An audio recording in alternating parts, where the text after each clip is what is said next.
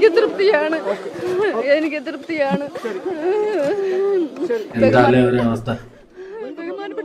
എത്രത്തോളം വേദന ഉണ്ടാവും അമ്മക്ക്.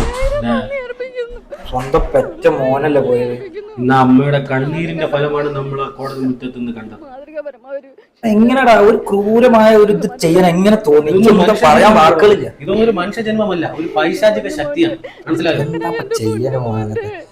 ഈ അമ്മന്റെ കണ്ണീരിന്റെ റിസൾട്ടാണ് ആ കോടതിയിൽ തൂക്കയർ കിട്ടിയത്. എന്റെ അഭിപ്രായത്തിൽ എന്ന് വെച്ചാൽ ഇത് ഈ കുറ്റം ഒന്ന് ഈ ശിക്ഷ ഒന്ന് കുറഞ്ഞു പോയെന്നാണ്. ആ പയ്യൻ അനുഭവിച്ചതിന്റെ ഇരട്ടി അനുഭവിച്ചു വേണം ഈ പെൺകുട്ടി അനുഭവിക്കുള്ളത്. മനസ്സിലായോ? വേദനിച്ച് മരണപ്പെടണം. അതെ, ഇത്രയും വേദനിപ്പിക്കുന്ന ഒരു സന്ദർഭമാണ് ഈ കാണുന്നത്. ഇപ്പൊ അമ്മ കരയുന്ന ആ കരച്ചിൽ കണ്ടില്ലേ, അത് കണ്ടിട്ട് ഞമ്മക്ക് വിഷമമായിട്ടാണ് ഈ ഒരു വീഡിയോ ചെയ്യാൻ തന്നെ നമുക്ക് തോന്നിയത്.